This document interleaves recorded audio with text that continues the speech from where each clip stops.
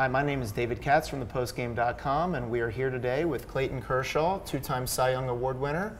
Clayton, thanks for joining us. Yeah, thanks for having me. So everyone knows you as the best pitcher in baseball, but it turns out you love another sport as well. Tell us a little bit about your love of ping pong. Yeah, I don't know why it started, but I just started playing when I was a kid, and it was like one of the first things whenever I got to have a place of my own was to put one in there as my dining room table, and it's kind of been there ever since. How good are you at ping pong? I'm not anything special. I think I can hold my own against common folk, but you play a professional or something like that, I got no chance. As a pitcher, you deal a lot in grips. So which is the best grip for a ping pong player? Do you go with the Chinese grip and you turn it upside down? Do you go with an American grip?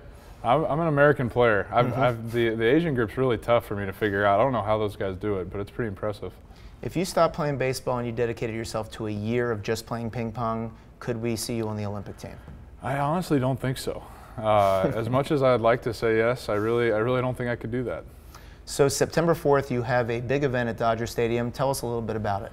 Yeah, it's a ping pong event, and it's going towards our charity Kershaw's Challenge, and it's such a cool event that we get to be a part of, and it's the second year of doing it ping pong wise, and it's just going to be a ton of fun. The money raised is all going towards our work over in Africa, as well as the Dream Center here in LA, so local charities too. So it should be a fun event. It seems like charity is such an important part of yours and your wife Ellen's work.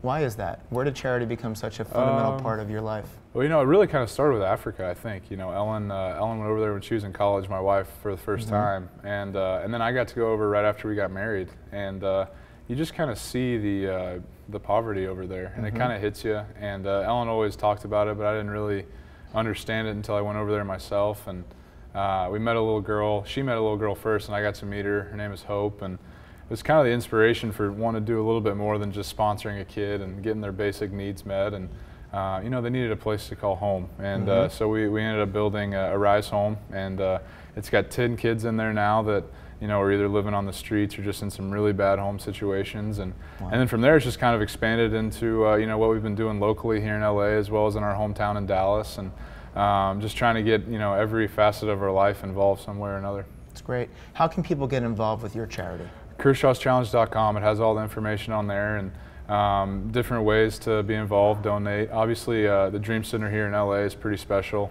So many different volunteer options, and Mercy Street obviously in Dallas too. Kind of a similar after-school program for kids, and both has tons of volunteer options as well as what we're trying to do over in Africa. We know what you've done in terms of philanthropy, but what has philanthropy done for you to help you in your life and in your career? Well, it's just so rewarding. It gives baseball a different perspective more than anything. Baseball's so much fun, and I have a blast getting to do it. But at the end of the day, when kids are being helped, and that's really where Ellen and I kind of find our passion, is trying to help kids that can't help themselves. And to have baseball mean that we get to help people, and it gives me and her a platform to talk about it and get to do things like this and get the word out about it. It just makes baseball have a little more meaning, which is pretty cool. So with baseball, you measure your success in stats and wins. How do you measure your success in philanthropy?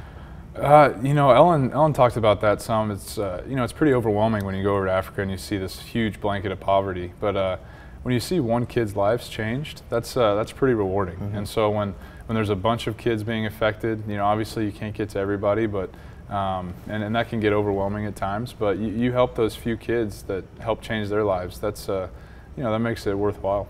What can the average person do who doesn't have a huge checkbook to get involved and actually give back to their community? Yeah, we've got such a, we call it Kershaw's Challenge because we challenge others to use, whatever passions they have to give back. And, we've had some really cool people write in, tell us what they're doing. Some people donate, 50 cents per mile they run if they're marathon runners, and, just different things that they're really, really passionate about, and they give whatever they can. And it's really cool to see, I think it kind of changes their lives. We even have kids that are, striking kids out in Little League, and they're donating some of their allowance towards, it's just, that's the really cool stuff.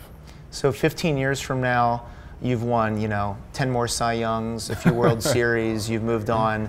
What do you hope your legacy is when people think of the name Clayton Kershaw? Yeah, talk about it a lot, just how, baseball is going to end, no matter how much I don't want it to, I'm not going to be able to throw a baseball forever. So and people are gonna, you know, kind of forget about the stats you gave and individual awards you won or whatever it may be. But you know, the legacy you leave off the field can last a while, and you know, we talk about that some, and we definitely, you know, hopefully leave a lasting impact there for sure. Thank you so much, Clayton, and we look forward to your event on September 4th. All right, appreciate it, man. Thank you. Thank you.